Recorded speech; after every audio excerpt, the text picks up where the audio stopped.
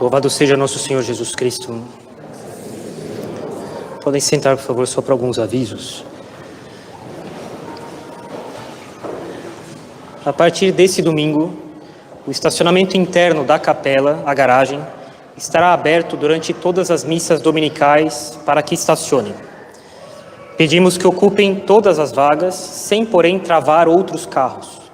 Pedimos ainda que evitem estacionar perto das esquinas das ruas e perto dos balões. Evitem também estacionar dos dois lados da pista nos conjuntos, para não dificultar a circulação de veículos. Então, a partir de hoje, o estacionamento interno da capela garagem sempre está aberto durante as missas para estacionarem com essas condições. Nós começaremos hoje a tradicional devoção das 40 horas, em reparação pelos pecados do Carnaval, na missa de agora, de hoje ao final da missa. E a lista de inscrição para vir adorar o Santíssimo fica disponível no site missatridentinaembrasilha.org. Vocês podem se inscrever em mais de um horário, podem vir também sem estar inscritos. Pedimos que preencham todas as vagas de todos os horários, que não tenha nenhum horário que fique sem alguém que tenha se inscrito, para que o Santíssimo sempre tenha alguém que o acompanhe. As missas de segunda e terça de Carnaval serão nesse mesmo formulário. Venham adorar Nosso Senhor Jesus sacramentado. E finalmente lembramos que estão abertas as inscrições para a catequese de primeira comunhão e de crisma das crianças, bem como para o catecismo de adultos. Pedimos que leiam bem atentamente as instruções e condições em cada lista antes de fazer a inscrição, sobretudo quanto à idade e o tempo de frequência prévio na capela, que é de 6 meses. Também pedimos que, pelo fato de terminada esta missa, se seguir imediatamente a adoração ao Santíssimo Sacramento, que se guarde o silêncio e se evite qualquer ruído ao sair da missa e não se fique conversando nas dependências da capela, na varanda, na Galileia e nos arredores.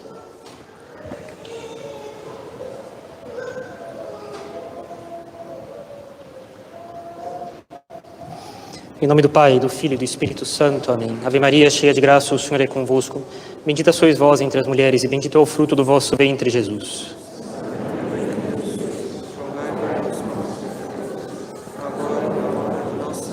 Nossa Senhora das Dores. Podem sentar, por favor. Caríssimos, como foi dito no aviso, terminada a missa, nós iniciaremos as 40 horas instituídas pela Igreja para reparar os pecados cometidos ao longo do Carnaval. E se é verdade que, por causa das circunstâncias atuais, muitos eventos de Carnaval foram cancelados, isso não quer dizer que as pessoas não busquem pecar. As pessoas adquiriram maus hábitos. Por causa dos maus hábitos que elas têm, por causa dos princípios errados que elas têm, elas vão procurar alguma coisa para pecar. Elas vão procurar fazer alguma coisa que esteja conforme os maus hábitos que elas adquiriram. Haverá, sim, muitos pecados, mais do que em outras épocas, ainda que os eventos públicos, muitos deles tenham sido cancelados. E a guerra contra o pecado é uma das marcas principais de um zelo real, de um sacerdote no cuidado das almas.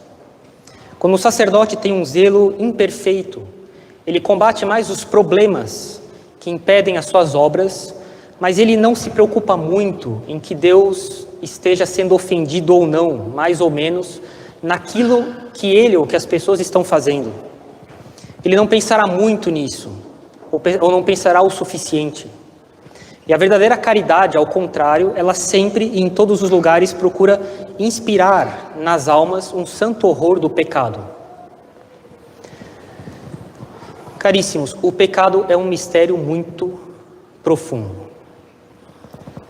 O pecado é realmente um mal contra Deus. Um mal contra Deus. E a pergunta é se é possível falar assim, que nós fazemos um mal contra Deus. Deus, ele não é impassível, ele não é imutável, ele não é absolutamente intocável por qualquer coisa que seja. É possível fazer a Deus um mal, qualquer mal, algum mal. E esse Deus que é infinito, ao mesmo tempo, é possível atingi-lo. Pois bem, esse Deus que é infinito, ao mesmo tempo que ele é infinito, Ele é, por causa disso, pela sua perfeição, o mais invulnerável dos seres e o mais vulnerável. Caríssimos, Deus, ele é infinitamente justo. A justiça dele não muda. Mas existe alguma coisa que é mais lesada nessa vida do que a justiça? Nós falávamos ontem, né? É necessário, entre outras coisas, se habituar e habituar os filhos a saber lidar com injustiças. É a coisa mais lesada nesse mundo. Muitas coisas que acontecem conosco não são justas. Quanto mais com Deus. Deus, ele é infinitamente justo, mas nós podemos de milhares de formas fazer mal a Deus, de maneira bastante misteriosa. Lógico, ele permanece imutável. Ele não sofre nenhuma perda no ser dele com isso. Isso é verdade. Mas quando vemos o modo como Deus se queixa na Sagrada Escritura dos pecados que as pessoas cometem, as providências que ele toma contra o pecado, as penas com as quais ele puniu o gênero humano depois do pecado de Adão e Eva, o pecado de Adão e Eva, as penas que ele fez contra Adão e Eva, morrereis de morte. Ele condenou Adão e Eva à pena de morte. O dilúvio, Sodoma e Gomorra. Lembre-se, Sodoma e Gomorra existem até hoje, dá para ir lá. Flávio Josefo, historiador do primeiro século, falava: nós sabemos bem onde estão, é possível ir lá. Tem enxofre nas paredes, enxofre só no lugar em que era Sodoma e Gomorra. Entre as cidades não tem. A cidade virou pó. Você vê as muralhas, você passa a mão e os pós caem. Não é como Pompeia, que foi soterrada por pó e os escavadores vão lá e descobrem edifícios intactos. As pessoas estão lá, o formato delas, os animais. Não há nada, sobrou pó. A cidade foi simplesmente calcinada. É assim que Deus pune o pecado. Por isso que Deus, por esses modos como Deus pune o pecado, pelo modo como ele se queixa dos pecados, é possível ver como isso o atinge, de algum modo o atinge. E o atinge de maneira como se ele fosse o ser mais vulnerável que existe. E pelo pecado, sobretudo o pecado grave, ele é ofendido em todas as perfeições que ele tem. Por exemplo, se eu tenho algum tanto de pudor, se essa é uma virtude pela qual eu prezo muito, se eu tenho uma grande veracidade, eu falo a verdade, uma imoralidade em alguém, uma mentira, me machuca muito mais do que em outras pessoas, que não são tão verazes assim. A pessoa pode se sentir enganada. Se ela é mentirosa e alguém mente para ela, ela se sente enganada. Mas machucar é outra coisa. E se quem não tem pudor, e se quem mente é meu filho, isso fica muito pior, machuca muito mais. E essa é a triste situação de Deus diante de nós. Todas as perfeições de Deus, elas são ofendidas pelos pecadores em proporções imensas. A majestade de Deus, ela é ultrajada. A autoridade de Deus, o pecador resiste aos mandamentos de Deus. Diante da dignidade de Deus, o pecador escolhe qualquer baixeza. Deus, ele é santidade, e o pecador, ele vai estendendo diante de Deus um monte de sujeiras. Deus, ele é justo e o pecador o desafia. Deus, ele vê tudo e o pecador ofende ele na frente dele. Deus é bondade e o pecador é ingrato. Deus, ele é Deus. Ele é fonte de tudo que existe, do universo. E o pecador o ignora completamente. E do lado dessas perfeições tem tantas outras que são também brutalmente ofendidas. Outros tantos títulos que são infinitamente sagrados e que o pecador também pisa sob os pés dele. Deus, ele é criador. Ele deu o ser para nós, ele sustenta em nós, e nós nos servimos do ser que Deus nos deu para o ofender. Deus, ele conserva as coisas, nós as utilizamos enquanto ele as conserva para ofendê-lo. E a gente utiliza essas coisas como instrumentos contra Deus enquanto ele as mantém existindo. Deus, ele é nosso benfeitor, e a gente retribui com ingratidão. Ele redimiu os homens, ele nos deu o seu Filho, nós não queremos saber da redenção dele. Deus, ele santifica as coisas, separa elas do apego aos bens desse mundo para se unirem a ele. E a gente vai lá e apaga esse fogo de amor nas nossas almas e nas almas dos outros. Deus, Ele é Pai e a gente vai embora de casa. Deus, Ele relembra cada um de nós que Ele é Pai. E a gente tem instintos parricidas contra Ele. Um pecador, se ele pudesse, ele matava Deus. Essa é a verdade. Mas foi exatamente o que aconteceu com Jesus Cristo. Todas essas coisas, elas devem ser refletidas em nós quando a gente vê a vida de Jesus Cristo, porque é um homem que também é Deus. Os cravos que prendiam ele na cruz, era ele que mantinha a existência daqueles cravos naquela hora. Aquelas pessoas que blasfemavam contra ele, que debochavam dele, que batiam no rosto dele, ele mantinha a existência delas ali. Essas coisas devem fazer a gente lembrar, ou se dar conta da enormidade que é ofender a Deus. Do que está acontecendo quando a gente ofende a Deus. E vamos supor que um homem ele seja, em proporções, lógico, infinitamente menores, maltratado como nós maltratamos Deus. Que ele é preso na própria casa, ele é cercado pelos próprios filhos, que são ingratos, ele acumulou esses filhos de bens, ele dedicou a vida dele para cuidar dos filhos, e que ele seja tratado com infâmias, ele seja injuriado, batem no rosto dele, amaldiçoam ele, o negam. E é fácil imaginar que essa pessoa não demoraria para morrer de tristeza, e de ingratidão e de amargura, por causa da ingratidão que os filhos dão para ele, dá para ele. E é isso que acontece se Deus pudesse morrer. E de fato, desde que ele pôde morrer, quando ele assumiu a natureza humana dele, foi exatamente o que aconteceu. E é isso que a gente quer dizer com Deus ser misteriosamente sensível à ofensa. Ele não é atingido no ser dele. Como nós não somos atingidos no nosso ser quando a gente recebe uma ofensa ou uma ingratidão, mas dói lá dentro.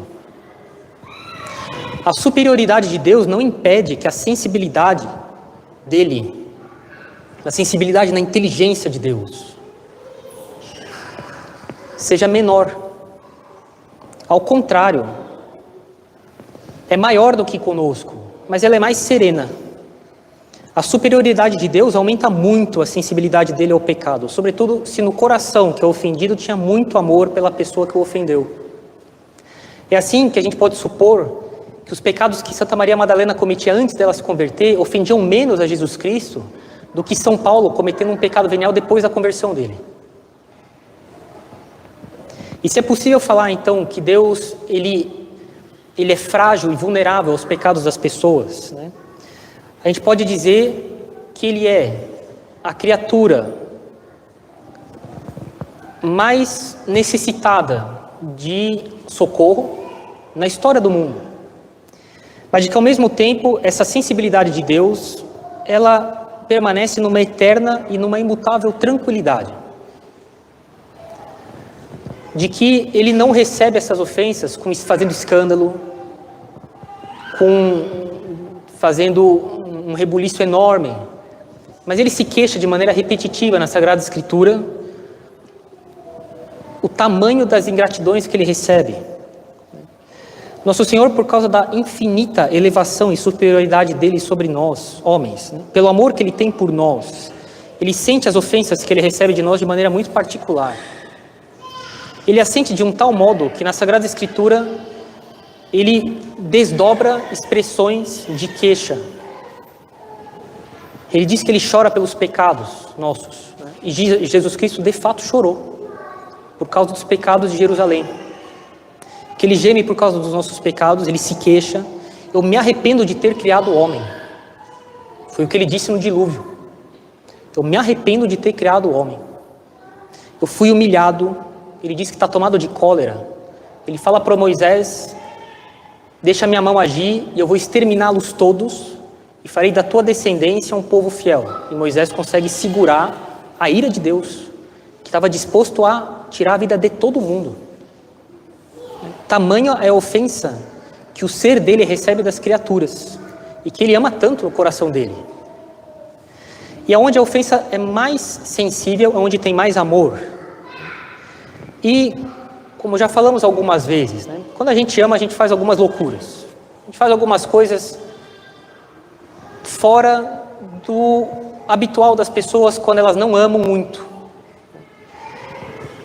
E se existe uma loucura que Deus fez, é a Eucaristia. A Eucaristia, humanamente falando, uma coisa simplesmente inacreditável. Tamanho o amor que Jesus Cristo tinha por nós. Ele sabia que ele tinha que subir para o céu, e ele não quis se separar de nós, mas fisicamente. Ele quis continuar em pessoa aqui. E porque ele ama muito a gente, ele fez alguma loucura. Ele inventou algum modo absolutamente original de continuar aqui. As pessoas podem vir conversar com ele. Não quer dizer que elas vão ouvi-lo com os ouvidos. Mas quando a gente tem a Eucaristia junto com a gente tem sempre boas disposições, boas ideias. Elas podem não vir na hora, elas podem vir depois.